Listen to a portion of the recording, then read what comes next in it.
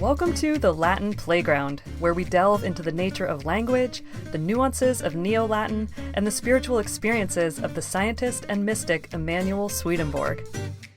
Never heard of NeoLatin or Swedenborg? No problem. Come learn alongside us as we explore the inextricable link between spiritual revelation and grammar.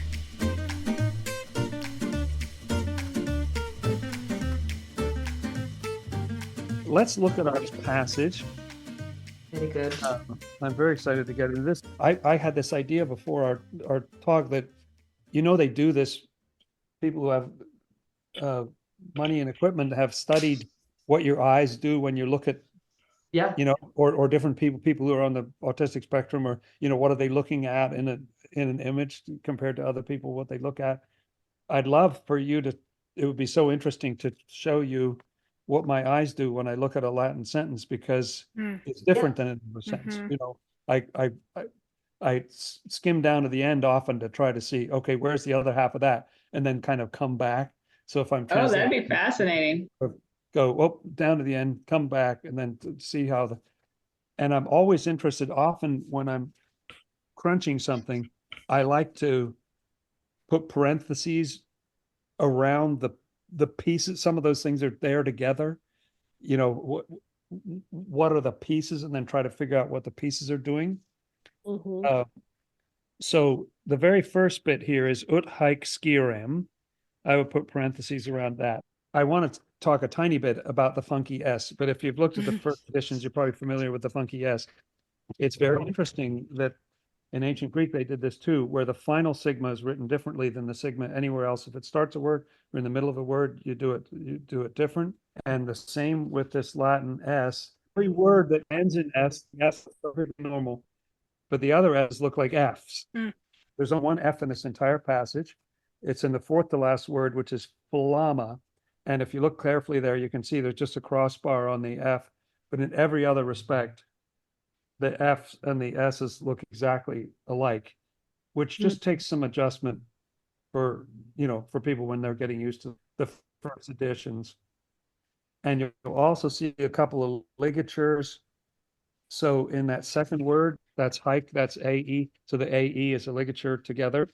And then you also have several AEs in you, and you also have OEs in here, like coily. In the third line, third right-hand side, coily is COELI. That's a ligature. So ut haec scirem. It's quite typical for Swedenborg to start with a subordinate clause. So you haven't gotten to the main verb yet. So that I might know these things. Nice. And Ray, you were talking about moods, I think, about different moods. And it is really interesting how you have different moods in language. And this is starting with a subjunctive mood in scirem.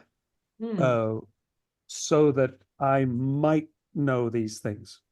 And I was interested in this ampersand, beautiful italic ampersand there, et procerto.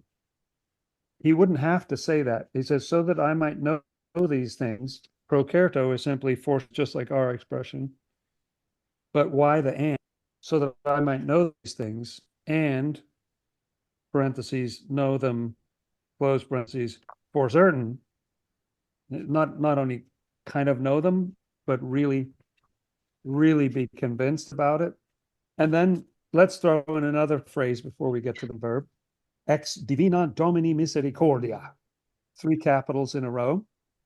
Swedenborg uses the capitalization of emphasis rather than reverence, but you do have some reverence words in here, divina. And divina is at the party with misericordia. They have the same ablative singular ending.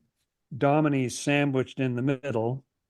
So the Lord's, the possessive, is sandwiched between, from the divine mercy of the Lord, or from the Lord's divine mercy. But we don't know what that, from the Lord's divine mercy, what is it doing in the sentence? An adverbial phrase. It could attach to a number of different things in the sentence. And we don't know yet. Here we get to the main verb, datum est. It was given. A huge thing about the Latin galaxy, the Latin galaxy loves the past. English loves the active. It seems avoidant. It was granted by whom? You know, sounds avoidant. Latin has a perfect passive participle and no perfect active participle. It's defective. It's lacking a participle. So it's easier to do that in Latin, and it makes kind of clunky English. But so that I might know these things, and for certain, by the divine mercy of the Lord, it has been given. Datum est could mean either it was given or it has been given. Nunc, now, per plures annos, for many years. Again, he's building up the tension. This kind of thing drives my wife crazy. It's like, what's the punchline of the story? Like, just tell me, I'm winding up and I'm creating, going down the garden path.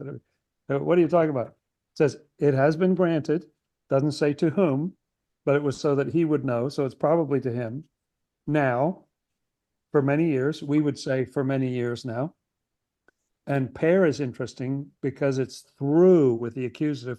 So it's got kind of an action, like it was kind of throughout, like, yeah, for many, not just sort of intermittently, but for many years. And in case that didn't come across, he says then, haine continue, almost continually. Pine, almost continually. So let's get to the punchline here. He still hasn't gotten to the other part of the verb. Cum spiritibus et angelis, with spirits and angels, loqui, to speak. The blinking light goes off on your dash. It has been granted. He doesn't say to whom. He could have had a dative of mihi. It's been granted to me, but he doesn't even say that. It's quite a passive way of saying, I'm the lucker. He didn't say that. He just said, it's been granted now for many years to speak almost continually with spirits and angels. I wonder whether this is in 1751. He says in various different ways, the short story is this started in 1745. He's at it about 6 years now. He says early on, there's one point at which he's 9.5 months in. He said it started in mid-April of 1745. He's 9.5 months into the end of January or early February. And he says this has been going on for 8 months now because I had a month off when I was traveling. That's what he means by the paine continue. Almost, just like full disclosure, when he was traveling back to Stockholm at one point, it shut off for a month, which is really interesting, and then kicked back in.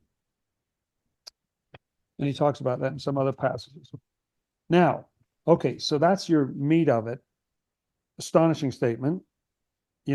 I've been allowed for many years now, just about continually, to talk with spirits and angels.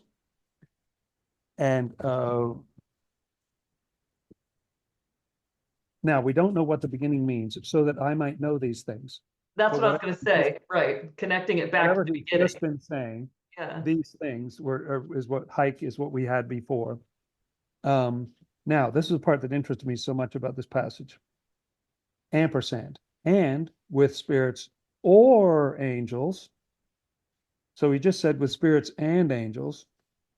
Now he says, and with spirits or angels. I'll tell you what I think that means in a minute. Of the first heaven. You probably know this idea. There are 3 heavens. The Bible talks about the third heaven. So the first is actually the lowest one. With spirits or angels of the first heaven. This is a phrase that fascinates me. Ipsa met illorum loquella. Now, that ipsa met, it has an MET on the end. You take that off, that's ipsa and loquella. So ipsa is at the party with loquella, and illorum is sandwiched again. That genitive is in between the two. But they could be one of 2 things, right? It could be nominative, which would be performing the role of a subject, or you brought up the idea of apposition, could be an apposition to the subject, apposition would be shown to be playing the same role as the subject by the fact that they're both in the nominative. Now, in classical Latin, if this were ablative singular, which is an oblique case, I always think for some reason about baseball, you have a pitcher and a catcher. Those are the direct, like you have a subject, verb, object. Those are the sort of direct cases. The oblique cases they're outfielders, like the ablative's way out there. If that's ablative, though, in classical Latin, you would almost always need to have a preposition if it's going to be ablative. Is it in? Is it by? Is it what? What is it? But I happen to know because we already have the subject implied in the datum est that it's not the subject. This is in the ablative, but NeoLatin allows the ablative. Swedenborg certainly uses the ablative by itself with no preposition. And so I've been able to speak with spirits and angels, and with spirits or angels of the first heaven in ipsa met illorum loquella, in their own language. And he could have said just their language, illorum loquella would have been plenty. But he adds one of those thisy things, an ipsa, which is an intensifier. Oh. And then it's an intensifier with an intensifier on the end, which is met. Ipsa met cranks it up a little more. I had these conversations with spirits or angels of the first language in their freaking language. Yeah, that's what he's saying. Scott, every language. This is emphatic. This is ipsa met illorum loquella, and that ipsa met sort of coming first. It's like, can you believe it? Yeah. Not my language, their language. Semicolon. Etiam quandoque, also sometimes cum angelis secundi coeli, with angels of the second heaven, comma illorum. Latin is wonderful if you said the woman swallowed the spider, the fly,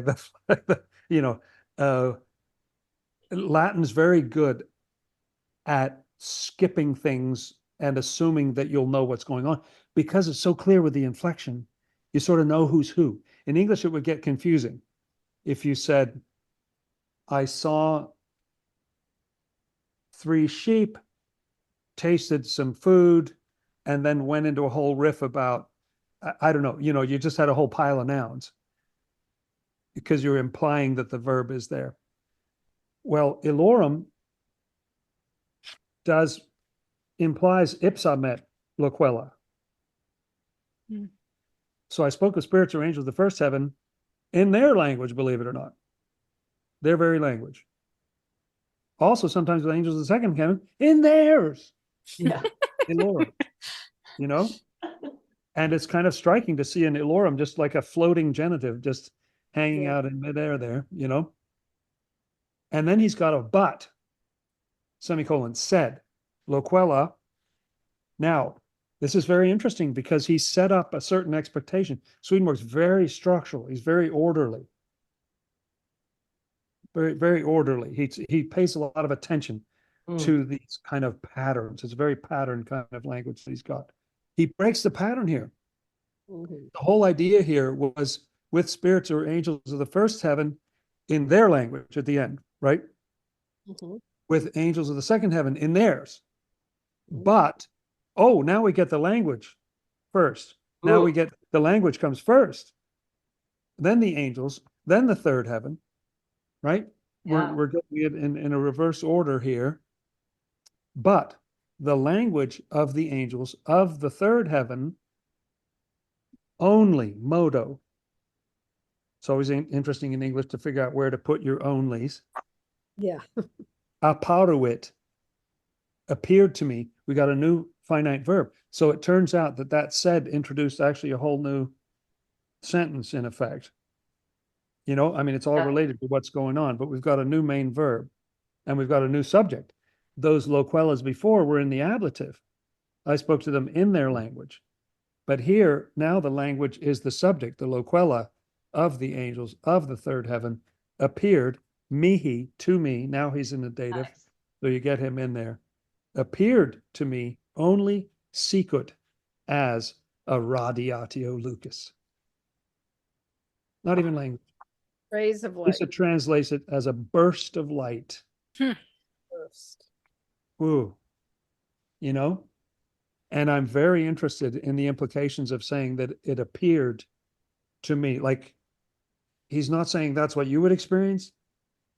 Maybe you're a better person. You would understand it more or something like that. I'm just saying, to me, it appeared like a radiating of light. Often there's a great word, that radiatio. It has a TIO on the end. Mm. In English, they make very boring, sort of technical, abstract sounding nouns. A radiation. There was a radiation. But in Latin, that's a very verby noun. And you can often put an ing on it and do perfectly well. It came as a radiating, a burst of light, a whoa of light. Yeah. In which, in qua, perceptio, no verb, thank you, in which perception, presumably the verb to be, in which there was perception. I'm a little lost now because I don't know what it's like to have language come at you as a radiating of light in which there is perception. Whose perception? My perception? Their perception? I don't know who's even, perception is sort of a human word. Who's perceiving what? But in which there was, understood, a perception from the flame of goodness which was in it, in Erot. Right.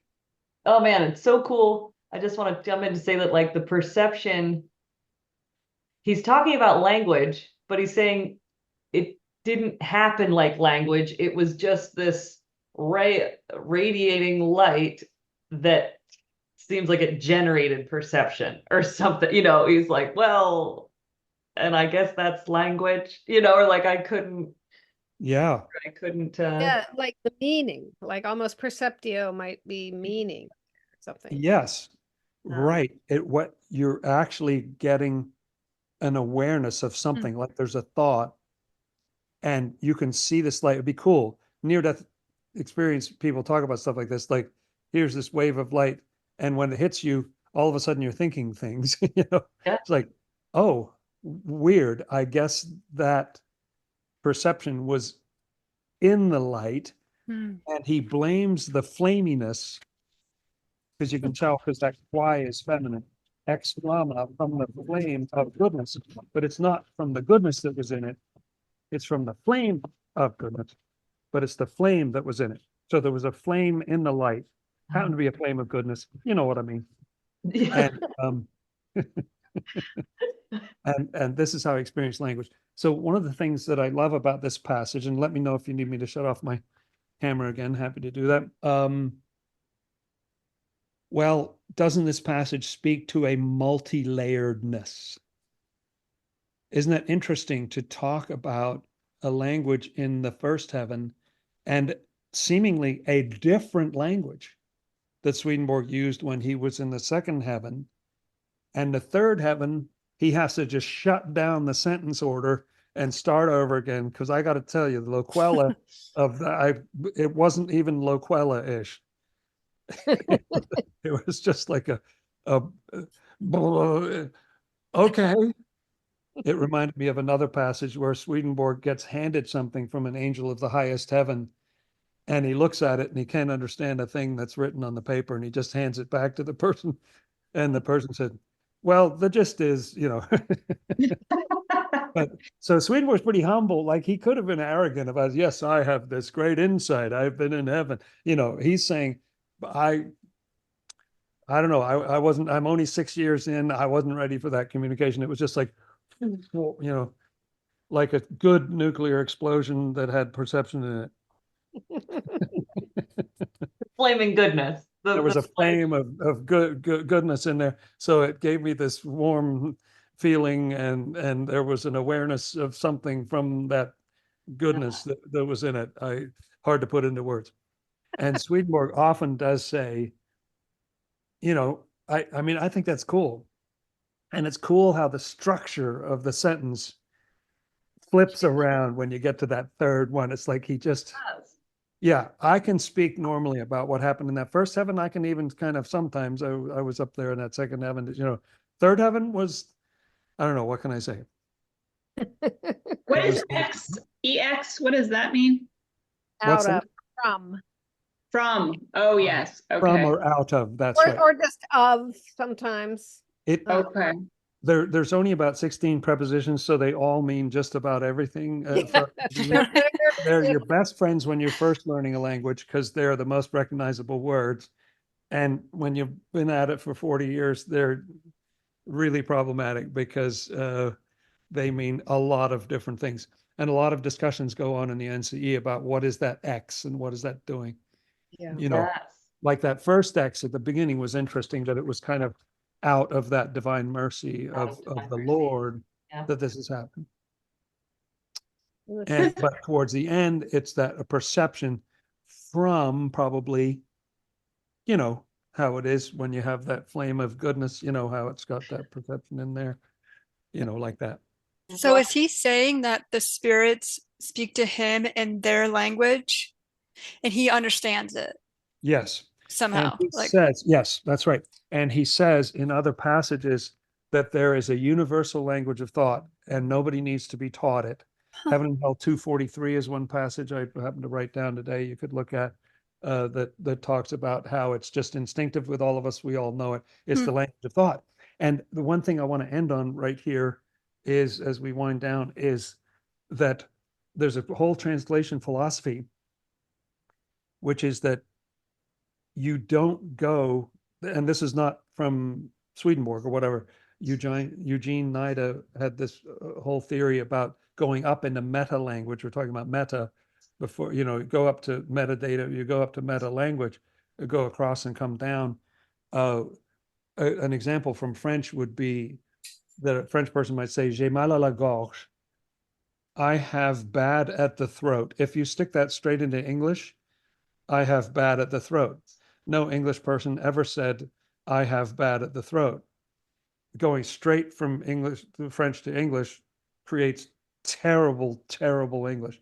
But if you go into meta language, which is that my throat hurts, and then you come down to, I have a sore throat. My throat is sore. French wouldn't say my, they would say the. They would say the throat, even though it's your throat. But we would say my throat, or I have a sore throat. And that's going up into this meta language. And so Swedenborg's going up, he's going up multiple levels, and then trying to bring that down into NeoLatin, and trying to. That's what I'm really interested in, is that because Swedenborg does say that the spiritual world has a universal language and we all just are born knowing it. It's like just intuitively what your inner perception kind of is, it seems like, or something. And yet here he's saying, well, different language on the different levels, and yet he's still able to understand it all. So there's something, that's an interesting play of the same but different, if there's something universal, but actually it's different. Yeah. Of course, he describes how those levels, what distinguishes them is their openness to love and wisdom itself, so the deeper you go, the more sort of brilliant the love and the wisdom is. And so you have to be open to that, to be on that, right, like to perceive on that level, I guess. So he says the angels at the lower level don't even hear what the angels at the higher level are talking about, like it's completely beyond them. So he, in that chapter in Heaven and Hell on language, which I highly recommend to you, he emphasizes for much of that chapter, if memory serves, that there's one language, it's a universal language. Everybody knows it. There's no language barrier up there. There's no Tower of Babel or whatever. Everybody understands everybody. And then at the end of the chapter, he says, yeah, well, there's a bunch of different languages. There's thunder language. There's language of, body movements. There's, and he rhymes off a bunch of them. Hey, but Right. all the same language. And I went, thunder language. Wait. Tell me more about thunder language. What are you talking about there? That's Well, And- and I just want to point out too that in the Western esoteric tradition, I believe, generally speaking, language words are a flame. Like the voice is, like I'm interested in. If I could read Latin, I could read some of these alchemical texts. Yes, like absolutely. that piece. Yeah, wow. absolutely. I didn't know that about that flame, so that's cool. That is cool. Interesting And connection. thinking about creation at language, like speaking things into existence and Mm-hmm. of language, and the idea of spells, that you could say certain words in a certain order and stuff Yep. happens. Yep. One of our Yeah. household quotes that we bring up is from Alan Moore, an interview he's a graphic novel guy. And he talks about once upon a time, to spell was to cast a spell. Ah, Hmm. right. Yes, right. That's right. Spelling. That's right. Right. And I think that's Mm. that whole language, right? What language, what words you're using are the concepts that you're living by. So it creates Mm-hmm. that restriction of, okay, what is your future? What is your context going to be? And I think what rescues the whole project, so like you certainly could think, okay, there's some divine being, there's stuff radiating down layers of light above the highest heavens, and then you've got the heavens that are receiving it in various different ways, and then it goes down through the world of spirits, then it gets mediated into our higher levels of our minds, and comes down to our lower level minds, and comes down to this earthly language, and it's sort of like, oh my gosh, it's so far down the pike. It's the worst. I have a couple of grandchildren who love playing Whisper Down the Lane, and it's just even with only like 5 or 6 people, especially if 2 of them are under the age of 5, you will get a very different sentence just coming at a small table. So how could we possibly not be distorting this language? But Swedenborg suggests that there is also a direct, so he talks a lot about inflow, and that there's indirect inflow that goes through the heavens, but there's a direct inflow from the divine as well. And I think of the direct inflow as being kind of a correction, because then when you read it, but then, something happens in your head. Mhm.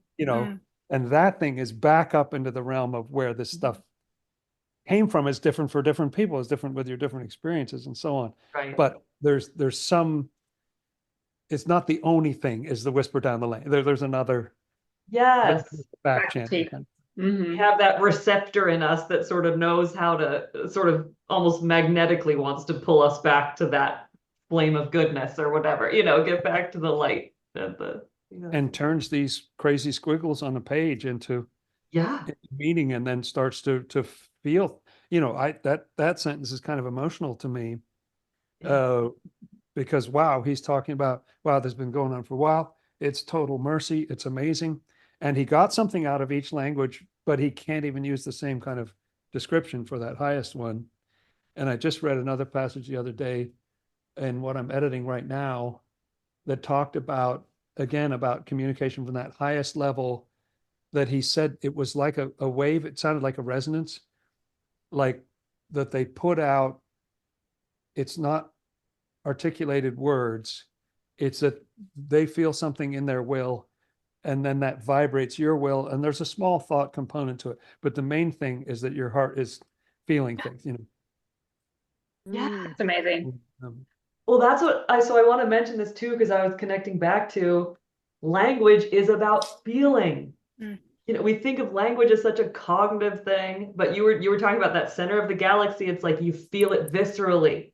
And so language is this squiggly lines on a page or sounds being modulated through my mouth, but it creates a feeling inside. And that feels like that heart resonance, which is maybe the flame and the goodness and everything. But just that, I think that's so. Even self-talk, like how we think, how we talk, not even like vocalizing, but how you talk to yourself, how your thoughts and your self-talk. Yeah. It's your That's feelings. right. How's that making you feel? It's a big deal. Yeah. That's amazing. But also that Greek word nous is familiar to me, and that in terms of the direct knowing, the noetic faculty of like skipping all the intermediary steps and the direct connection. You sort of have to go through it, but then it's like learning the piano or anything else. You go through scales and this note is this note. It's all very cerebral and kind of detached to begin with. But then after a while, you hardly even think about that because it's just you're feeling things and you're feeling things. That's so cool. And so a lot of it is about Swedenborg. And Swedenborg started learning this Latin language when he was around the age of 11, possibly even younger. So it goes pretty deep for him. Like this is a pretty deep. A lot of things happened to him. A lot of conversations with people happened in this language. I think it was a really living language to him. And that's cool. But he's trying to build thoughts to get you back to a place of feeling, and he has to just take these building blocks of prepositions and participles and try to get something going. And so it's fun. What I hope to do in whatever we do with this, to bring a passage that's language related, I think is fun. Because Swedenborg says a lot about language, and so we're looking at language, but we're also looking at language. And and I think what I would do in this podcast would be to like end it with a like reflective, even music backed reading of this passage in the NCE translation, just for somebody to just like take it in. Oh, nice. And see what feeling arises. What after feeling does this language create in you? And after the dissection. Yes, I like that. That's right. What kind of that's a great idea. I like that. And music is so amazing for putting a feeling in there, or just allowing a certain emotionality to happen and everything.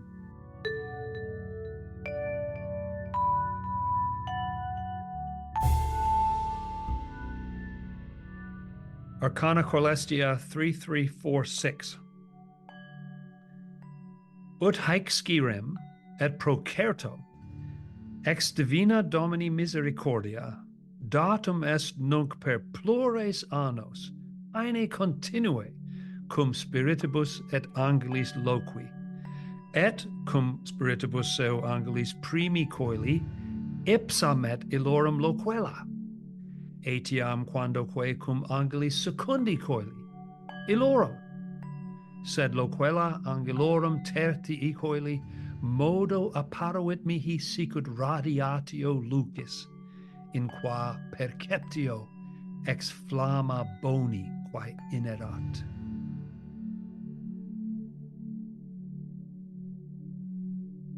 In order for me to learn all this and know it for certain, the Lord, in His divine mercy, has allowed me to talk with spirits and angels almost continually for many years now. With spirits and angels of the first heaven, I have been granted to use their own language. And sometimes with angels of the second heaven, I have been granted to use theirs.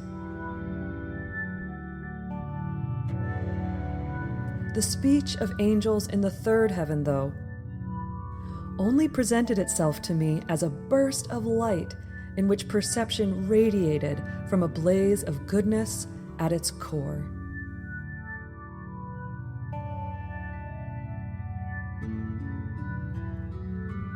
Oh, well, thank you so much, Jonathan. Thank you so much. It just makes me smile all the time, and it's been a while now since I've had my head in the Latin of anything. So it's fun to get back in it and remember things like prepositions, which are the slipperiest little things in the world. I didn't know. I was glad you said at the beginning of when you're learning a language, they're your best friends, but after that, you don't trust them as far as you can trust them. Funny. I just didn't know that by and with and in, they're all the same thing. I mean, whatever. Yeah. I already used the other one, so I'll use this one this time. Whatever. But anyway, that passage was really, really cool. Thanks for choosing that one about the mind-blowingness of the third heaven. I mean, he was already mind-blown with the ipsamet. Ipsamet, right. I was like, God. But then we got increasing mind. So thank you, Jonathan. So fun. Oh, so fun. Yay, thank you. More, please.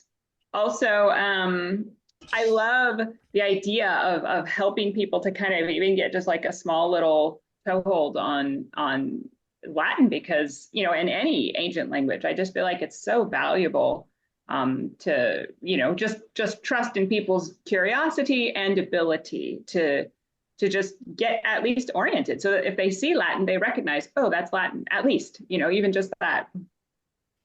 Now, I had not had the thought, but when Chelsea brought this up, I thought, well, it's not like that niche is just overcrowded. The NeoLatin spirituality podcast zone is just We're gonna be so top of the charts. overcrowded. Top of the charts for the NeoLatin spirituality. We're going to be the podcast. influencers of the NeoLatin. Exactly. That's right. Finally, What was that? We're going to be the influencers. The for influencers. NeoLatin. Yeah. in that space. That's right. That's right. Well, I learned a lot about Swedenborg, you know, just the way, just your emphasis on explaining the third heaven, the third realm, just how that shifted and how it was written really brought a lot of that home to me. And just hearing, you know, he heard the angels speak in their language, but he understood that. Those are things that I didn't come here having an understanding of, or just really, it was really impactful for me to read it this way, and then also have it be like, oh, okay. So it really was a good introduction to some of Swedenborg's writing, and then also the Latin pieces as well. So really tied everything in together really well.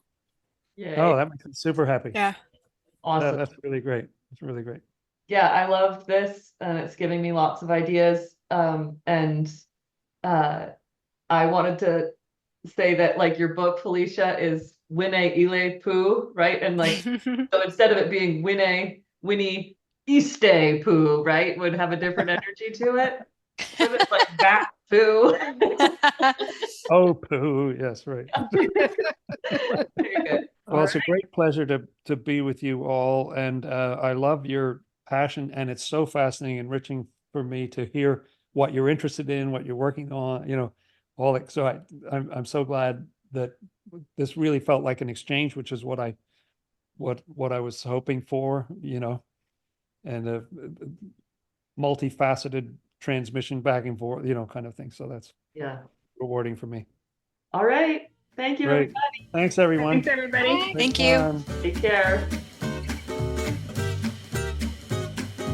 That's a wrap on the fun of the Latin Playground for now, a production of the Swedenborg Foundation. As a nonprofit, the Swedenborg Foundation depends on the generous giving of donors who find value in the spiritual ideas we've explored here today. Without Latin translation, we wouldn't be able to share what Swedenborg wrote about, and without the funds necessary to financially support Latin translation, we wouldn't be in a position to even know what Swedenborg dedicated his life to putting down on paper in the first place. We need your help. Please consider making a donation to the Dr. Jonathan S. Rose Translation Fund at swedenborg.com/donate. But if you don't have the means at present, your support in the form of liking this podcast, writing a positive review, and sharing it with a friend is as real as cold, hard cash. We hope you'll continue to learn alongside us here on the Latin Playground.